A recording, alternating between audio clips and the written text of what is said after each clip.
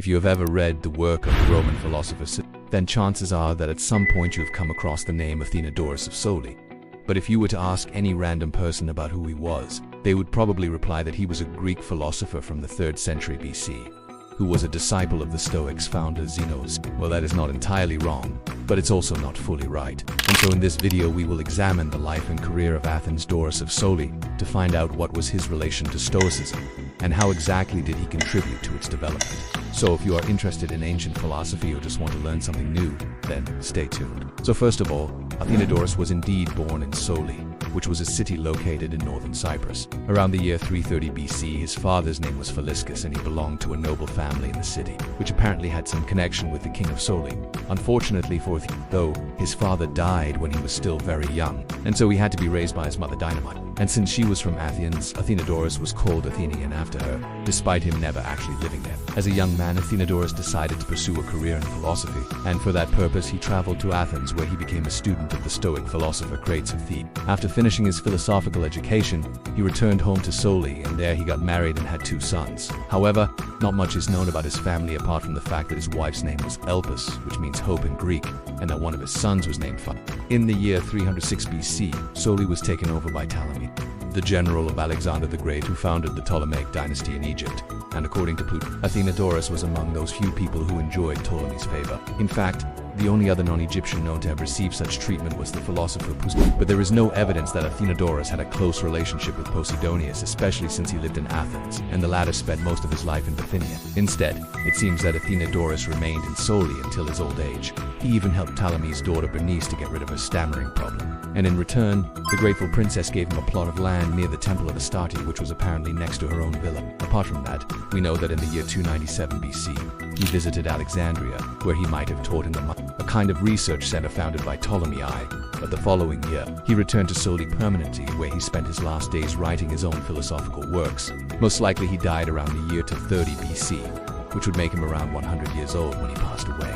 Now, all that being said, Athenodorus didn't really found any school, nor did he travel around and engage in public debates like many of his predecessors. He was just a regular guy who lived a regular life and wrote some books. And because of that, ancient sources provide us with little information about his life. That is why our knowledge about him comes almost exclusively from 2 sources, namely Plutarch's Life of Cato the Younger, and the biographical fragment in Diogenes, Laertius' Lives of the Stoics. The reason why there is so little information about him is also why he is regarded as the least known of the early Stoics. However, Diogenes says that Athenodorus was one of the first people who, quote, practiced Stoicism, meaning that he was one of the first Stoics to attempt to live according to nature. In other words, Athenodorus was probably the first person who tried to apply the teachings of Stoicism to their everyday life and conduct themselves according to its principles. This is why Diogenes describes him as the first person who turned Stoicism into a way of life rather than just an abstract set of ideas. And in this regard, Athenodorus was an inspiration to future generations of Stoics, including Epictetus, Marcus Aurelius, and Seneca, who wrote extensively on how one should live a virtuous life. And while he is not considered to be among the most important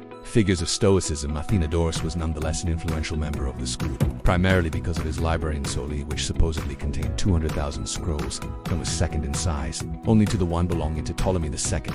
The philosopher Posidonius used to visit Athens, which suggests that it must have been quite a valuable resource for scholars. Moreover, Athenodorus himself wrote around 400 works on various topics, although none of them have survived to this day. We know that he wrote about logic, physics, ethics, and even poetry, although it is possible that some of his ideas can be found in the works of other Stoics, such as Chrysippus and Cleon. Unfortunately, though, ancient sources do not provide us with much information about what his works actually contained. The only exception is Plutarch, who in his essay on the Face of a Woman quotes Athenodorus as saying that, quote, "It is impossible for a woman to be anything other than a female," end quote.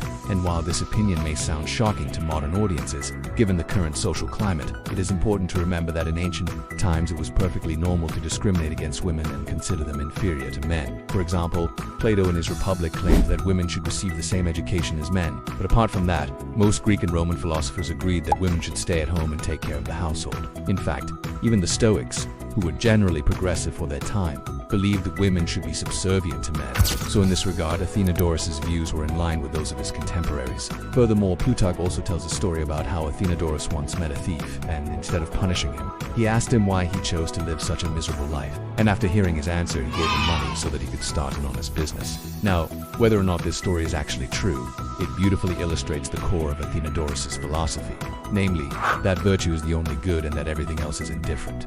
In other words, he believed that happiness does not depend on external factors such as wealth or fame, but rather on one's inner character and behavior. However, unlike the later Stoics, such as Seneca or Marcus Aurelius, Athenodorus did not write about these ideas in the form of essays or personal reflections. Instead, he wrote logical treatises in the style of the academics, a rival school of philosophy. As a matter of fact, Athenodorus was so closely associated with the academic tradition that Cicero even described him as the chief of the new academy. However, it is important to note that at this point, the academy had already abandoned its original skeptical position and became more of a synonym for moderate philosophical inquiry in general. Therefore, when Cicero said that Athenodorus was the chief of the new academy, he probably meant that he was one of the most prominent philosophers of his time. Nevertheless, Athenodorus' relationship with the academy is an excellent example of how his work fits into the larger context of ancient philosophy. Just like the Stoics, the academics were also concerned with ethics and how one should live their life. However, unlike the Stoics, the academics believed that happiness depended on one's ability to suspend judgment in the face of uncertainty. By contrast,